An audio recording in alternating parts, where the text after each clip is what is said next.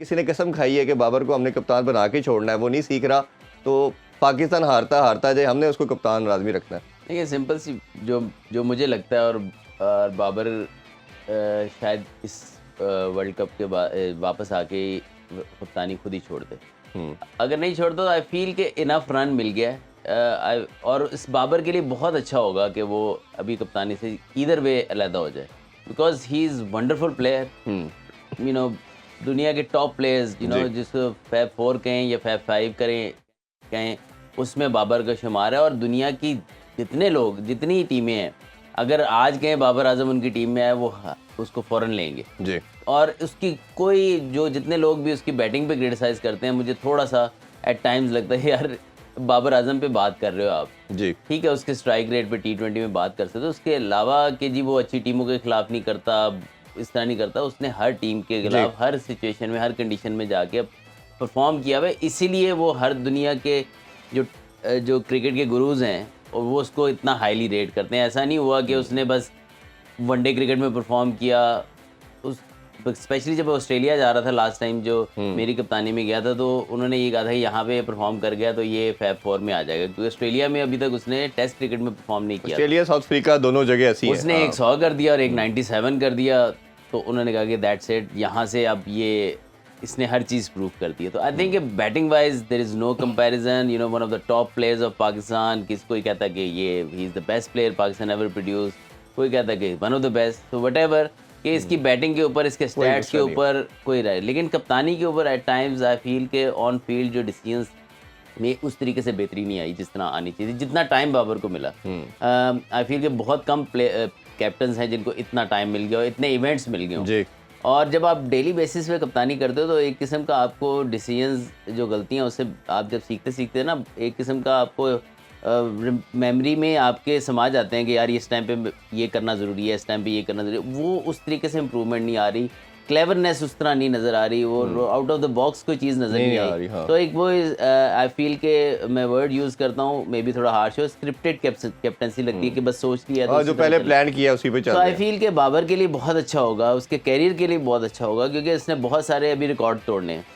और पर्सनली ये ग्रूम होते देखा बाबर को ऑल फॉर्मेट्स में। वाइट बॉल में तो स्पेशली स्टार्ट से ही अच्छा था, फिर टेस्ट क्रिकेट में स्ट्रगल पीरियड से निकल के फिर वो अपनी परफॉर्मेंस को इन्हांस करता गया। तो एज ए बैटर तो इसने बहुत ज़्यादा इंप्रूव किया, लेकिन उस तरीके से इंप्रूवमेंट कप्तानी में नहीं आई। तो it's not a big deal कि यार कि एक बंदा बहुत ज़बरदस्त प्लेयर है तो कप्तान उतना अच्छा नहीं है, तो सचिन तेंदुलकर को भी छोड़नी पड़ी, ब्रायन लारा ने छोड़ी, लेकिन आई फील के यार कप्तानी में गलतियां सबसे होती हैं, लेकिन जो रिपीटेड गलतियां हो रही हैं, जिसमें कुछ बॉलर्स को ओवर्स ऐसे टाइम पे कराने जब वो मार खा रहे हैं, और ऐसे बॉलिंग चेंजेस हो गई, फिर उसके बाद टीम सिलेक्शन हो गई, फिर बैकअप बिल्ड करना, जिस तरीके से एक कप्तान को सोचना चाहिए ना अहेड, उस तरह नहीं सोचा कि बैकअप के लिए आजकल जितनी क्रिकेट है आपको बैकअप चाहिए। इंजरीज हो जाए, ये नहीं हो सकता आपकी टॉप 11 अगर खेली जा रही तो किसी की फॉर्म भी ख़राब हो सकती है, कोई इंजर भी हो सकता है। तो आई फील कि उसको बैकअप तैयार करना चाहिए था, वो नहीं कर सका। तो ये सारी चीज़ें को देखते हुए आई फील कि बाबर को कप्तानी से इधर वे अलहदा होना चाहिए, और वो उसको अपनी बैटिंग के ऊपर फोकस करके रिकॉर्ड्स तोड़े और पाकिस्तान की जीत में कंट्रीब्यूशन करें। इसमें एक चीज़ बड़ी इंपॉर्टेंट थी कि जब बाबर ने कप्तानी ली तो सबका मानना था कि दोबारा इससे ग्रीडी नहीं होना चाहिए कप्तानी के लिए। कर लिए 4 साल, कि कोई नया बच्चा है जिसने कभी कप्तानी को टेस्ट नहीं किया, वो प्राइड के लिए कहेगा जी मुझे दोबारा दो। और प्लस जब आपने, अब जो बातें बाहर आ रही हैं, हमारे भी कुछ सोर्सेज होते हैं, अब सुनने में आ रहा है कि ये रिपोर्ट तैयार की जा रही है, बात की जा रही है बाबर फलाने लड़कों के हक में नहीं था। तो भाई जब आपको कैप्टनसी दी गई थी तो आप अपनी कंडीशन पे आते ना, तब आपने सारी चीज़ों को एक्सेप्ट किया, आपने तमाम बातों को ओके किया और आपने कैप्टनसी सिर्फ मांगी। तब आपकी पहली प्रायोरिटी क्या थी? कप्तानी।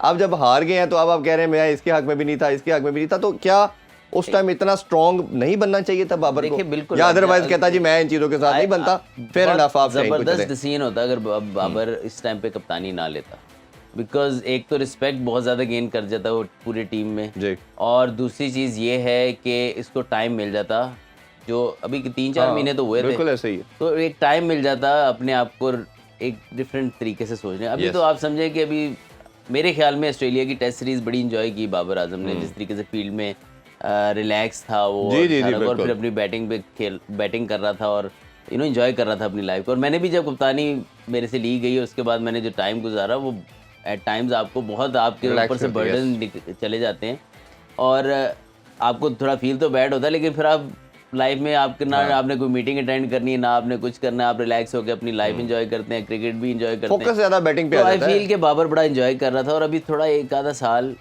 यू नो ये जो एक दो टूर्नामेंट्स होने देते, उसके बाद इस आई एम श्योर कि इसके बाद इसी के वापस आनी थी, बिल्कुल लेकिन ऐसे ही। हुआ ये कि जल्दी से लेने की वजह से वो जो गैप आना चाहिए था वो गैप आया नहीं है और जो क्रिटिसिज्म लोग पहले कर रहे थे वो दोबारा से उनको करने का भी मौका मिल गया और आपने मौका प्रोवाइड भी किया।